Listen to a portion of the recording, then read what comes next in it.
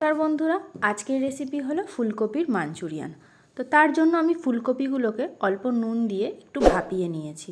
এবার একটা বাটিতে 2 চামচ ময়দা, 2 চামচ কর্নফ্লাওয়ার, অল্প নুন, অল্প গোলমরিচ গুঁড়ো ও একটু কাশ্মীরি লঙ্কার গুঁড়ো দিয়ে একটা স্মুথ ব্যাটার বানিয়ে নিয়েছি।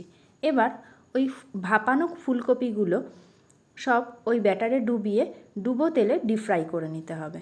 লাল করে সব কটা কপি আমার ভাজা হয়ে গেছে। এবার কড়াইতে অল্প রিফাইন তেল দিয়ে আদা, রসুন ও লঙ্কা কুচি একটু ফ্রাই করে নেব। তারপর দিয়ে দেবো পেঁয়াজ কুচি ও ক্যাপসিকাম কুচি, আর পরিমাণ মতো নুন, মিষ্টি আর একটু স্প্রিং অনিয়ন দিয়ে ভালো করে একটু ভাজা ভাজা করে নিয়ে একটা সসের পেস্ট দিয়ে দেবো। টমেটো সস, সয়া সস আর একটু চিলি সস দিয়ে অল্প জল দিয়ে একটু নাড়াচাড়া করে নেব।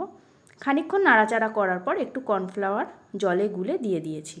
এবার কপিগুলো দিয়ে একটু নাড়িয়ে চাড়িয়ে নিলেই রেডি হয়ে যাবে ফুলকপি মাঞ্চুরিয়ান।